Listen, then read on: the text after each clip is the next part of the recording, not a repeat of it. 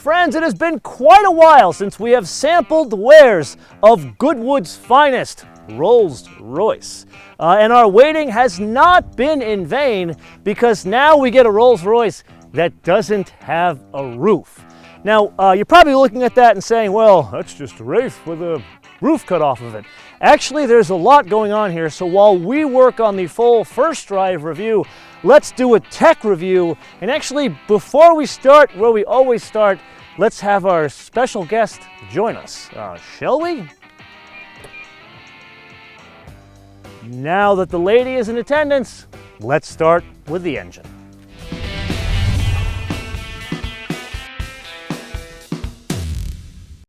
Now, if you saw our Ghost II film about a year and a half ago, I can't believe it's been that long already, you already know what's going on underneath the bonnet, hood, whatever the hell this thing is called. That is the Freude am Fahren derived V12, 12 cylinders, people, 6.6 liters. It puts out 563 horsepower, which comes in at 5,250 RPM. The torque, 575 pound-feet of torque, which comes in at a comically low 1,500 RPM. Now this, we've already driven this before, but there's a lot of bits this is connected to that have changed. Some are the same, but there's a lot that have changed that affect driving dynamics. So let's press on and find out really how that affects us in the Dawn. Now in this department, it would be prudent for us to start with the bits that haven't changed. In other words, the carryover bits from other rollers you and I have already driven. Like for example, these come fitted with 20s, dubs as standard. However, this one of course has optional wheels on it. These are 21s. That is connected to some additional bragging rights, as if you really didn't need any more bragging rights with a vehicle like this. You can actually say that your roller is slammed on bags. So this has a air suspension like that Ghost has, and that is also connected to active roll bars. Now there's also that 8-speed ZF transmission that's satellite controlled. We'll play around with this in the full first drive review, so make sure you come back for that. But think about this. This is a convertible, which means it comes with all of the extra bits, meaning structural, which translates to more weight. So that brings up one spot of bad news. 5,644 pounds is the unladen weight here. So the first change that the engineers in Goodwood have made is to that air ride as well as the active roll bars to compensate really for the extra weight and the extra structure to compensate for this top. Now there are a number of other bits that affect driving dynamics, but they're not really as obvious. Now before we dive off into this bit here, I feel compelled to tell you a story. So yesterday we were chilling in Manhattan Beach shooting this car, and countless numbers of people came up to me and they said either, oh, is that the Rolls Royce Wraith, or is that the Wraith Convertible? Answer to both, no. And then this morning rolled into Supercar Sunday, and the only other Rolls Royce there was a Phantom drophead coupe. And before I could even park, the owner races up to me and goes, oh my God, it's great to see a guy with the same car like me.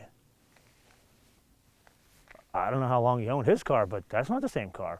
Which illustrates my point. The driving dynamics bits that are affected here, you can't see, and they're all measurements that have changed. Like for example, the front bumper actually sits out 53 mils longer, but the grille is recessed 45 mils. The rear track here is actually wider by 25 mils, but the overall car is 180 mils shorter. So you have a bit of a wider and shorter car, which definitely has an impact on driving dynamics. So we'll have to go through that in the full first drive review.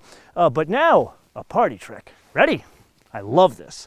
So the doors are locked, top is up. You're probably wondering, why the hell don't you have the top down in a convertible? Well, this is why.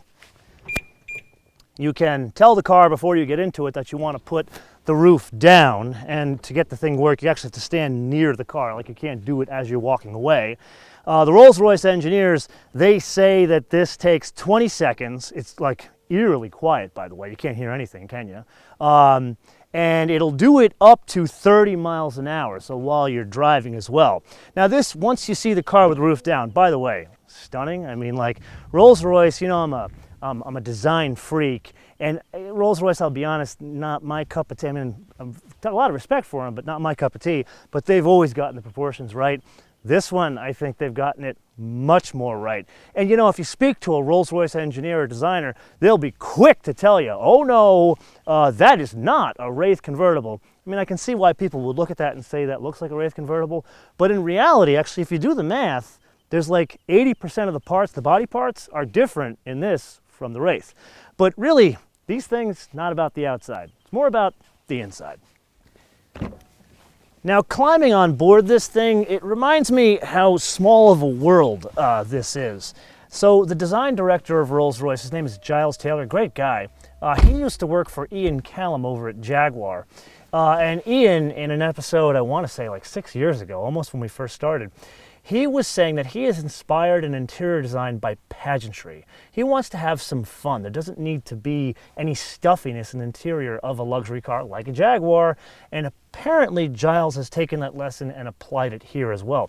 Now, granted, there are some bits that have been Rolls-Royce since the beginning of Rolls-Royce, like these types of vents here and the plunger and thing like that. But they did make some changes from the Wraith and the Ghost. Like, for example, the gauges, they now have like watch-type bezels to them. But we really need to put that aside. The rosewood. It's optional. It's incredibly expensive. But oh my God, is it so worth it. Like, you know, Rolls-Royce, their marketing people will go out of their way to say, oh, we don't compete with other cars. And I guess that's true. They say that we compete with like boats and airplanes, and apparently you get that here. Now, just as an aside, whoever spec'd this specific car out did a phenomenal job, but they forgot one thing. It's got rosewood here, here, on the door, the entire door, even between the headrests, but you can have rosewood fitted to the tonneau cover. Now, if you're building a car that competes with boats, why the hell doesn't this one have rosewood on the tonneau cover? Put that aside, there's another little techno change here.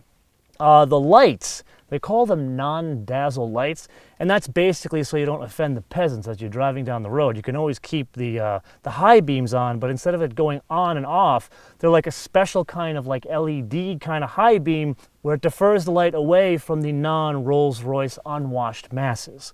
Now, putting all that aside, really the pageantry is not in the car, if I'm honest. It's getting out. So, two things not entirely new to the Rolls-Royce world. Number one, the suicide doors. So in the previous rollers we've had in the show, sedans, the suicide doors are in the rear. But when you move to the Wraith or here the Dawn, you get the suicide doors. Now, this actually is more than just some sort of like a trick to pick up members of the opposite sex when you roll up on them in a club. Actually, when you have the suicide doors in the front of the car, it makes getting in and out incredibly practical. And this coming from a Lotus guy. And then second, the old umbrella in the fender trick. Now again, we've seen this on rollers before, but this, we need to go back to whoever spec'd this specific car. This is called Sapphire, and this is called Seashell. Now, let's go on to our umbrella here and see what they've done. So we've got an umbrella that Sapphire and Seashell. If this ain't cool, I don't know what is. So besides a dash of pageantry and a sort of book-matched umbrella, what do we got? Well, something I'm very much looking forward to sharing with you guys in the full first drive review, so make sure you come back for that. But putting that aside, a couple of things. Number one, I don't know what it is about Rolls Royces, but like when we have other fancy cars on the show, like that McLaren we recently had, or Ferraris or Lamborghinis, people always come up to you and ask like, oh my God, like how much is that thing, or what is it? Where in a Rolls Royce, there's only two questions. Number one, what do you do for a living? And number two, what's the MPG? Really?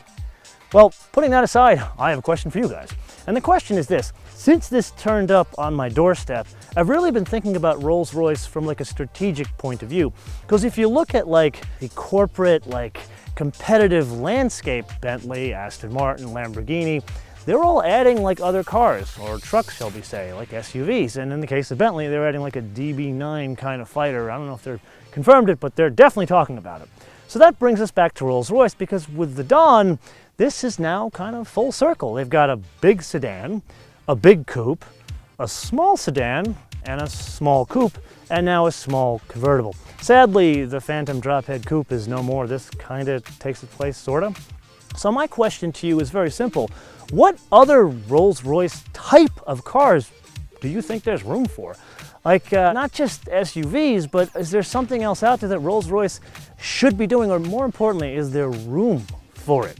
And don't just tell me what type of car, but tell me why you think the market or car guys and gals would need it. And number two, let me know what region of the world you hail from. And you know what? For good measure, let me know if you have some experience with a Rolls Royce. Let me know in the comments below or via our social media, MotoManTV, all one word, MotoManTV, all one word, Facebook, Twitter, and Instagram. And with that, I want to leave you with two things. Number one, make sure you download our fancy new mobile application, which you can download for free at Apple iTunes, Google Play. And number two, a fun fact. So the Dawn is actually not a new name. It's been around since 1952.